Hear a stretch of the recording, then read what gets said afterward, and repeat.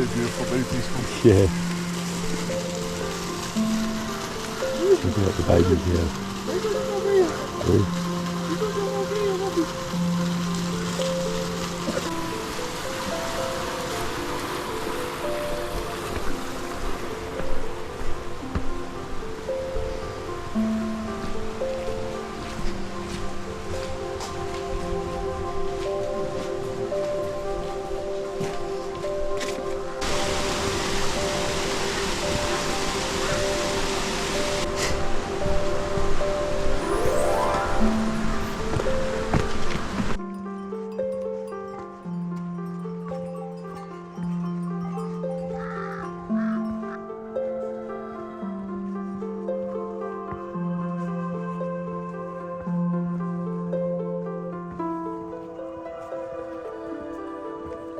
One, two, three. चारवटा तिन पनि एउटा झुन्ड्या लुक्ला चिप पनि छ नि त्यो मलाई एउटा छ Thank you.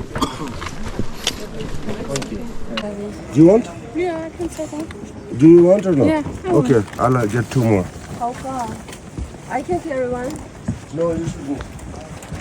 दुईटा आज दिनु We're doing the carry the trash out. Yeah. Everyone is carrying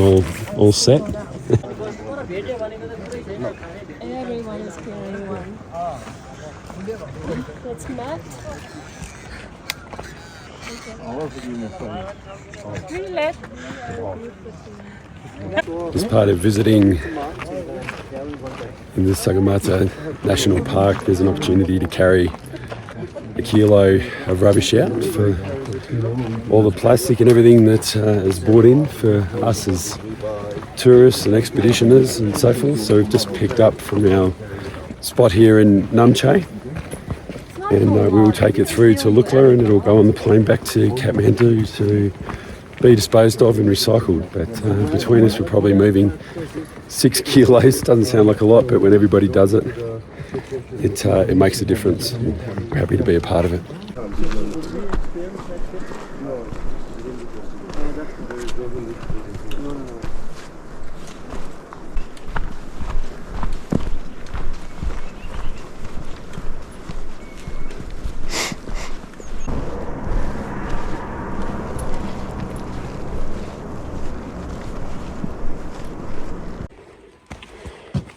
I've been asking God what this trip,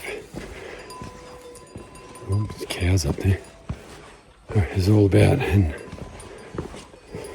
it hasn't really become very clear until just now as I start thinking about my last journal, walking to Lukla, and that when I get there, we're going to meet a whole lot of people that have had a different experience. They're going to have a visitation experience, but they're not going to have had an inhabitation experience.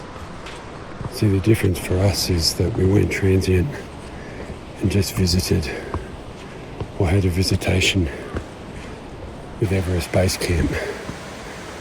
We were actually dwelling and inhabiting, in that we stayed the night there, we dwelt in that place. Officially leaving Sagamata National Park, back to the checkpoint. And I'll have to check. Pretty sure God says that He inhabits and dwells in the place of His people, and we are His people. So how do we move ourselves from visitation to habitation? And I'm wondering if that's what hiking faith is about. And what does that even look like? Because so often dwelling gets turned into praise or worship or prayer or other things like that. Nothing wrong with it. But how does that relate to a modern day? Alright, we're back. Parked in the first town we stayed in on our way to Everest. I can't believe that we're at Everest only 3 days ago. I'm definitely fully spent in terms of body, but we've still got to get to Lukla, so time for some lunch.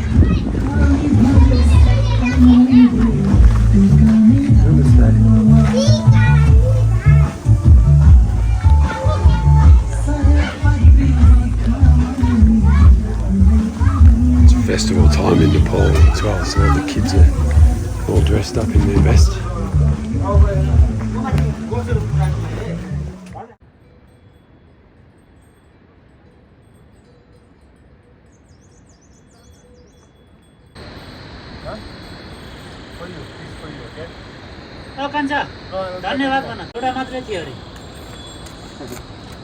Yeah, I don't have any chocolate.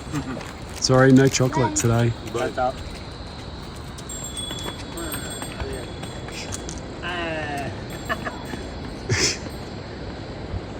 So fast. He said, you know.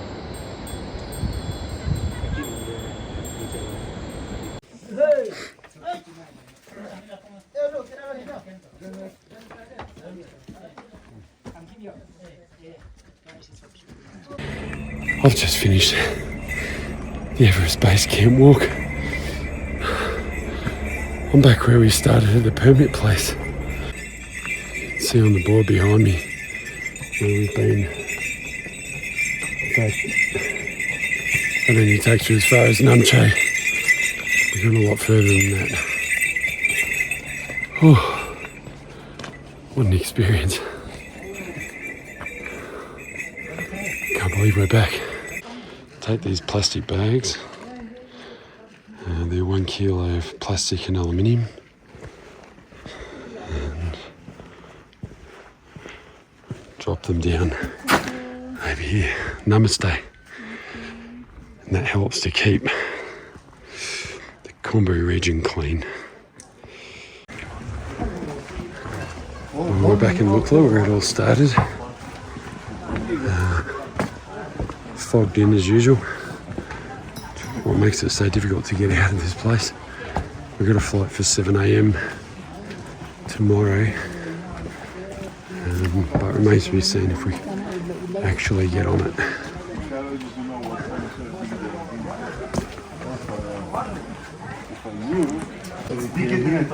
8 remember.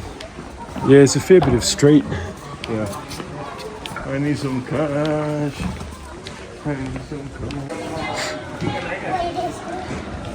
Lots of the kids out on the street today.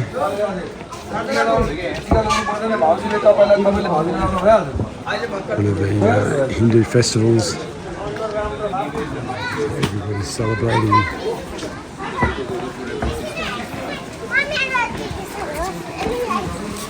So now, our awesome guide, he's paced us all the way up to Everest Base Camp and back. Without him, we wouldn't have got there, that's for sure. Oh yeah. Tenzing and Hillary, Lukla Airport, fogged in. No flights going today, that's for sure. Maybe they got out some this morning. Not ideal, can't even see the end of the runway this afternoon. Hopefully this clears overnight and they can get the planes in tomorrow to get us out.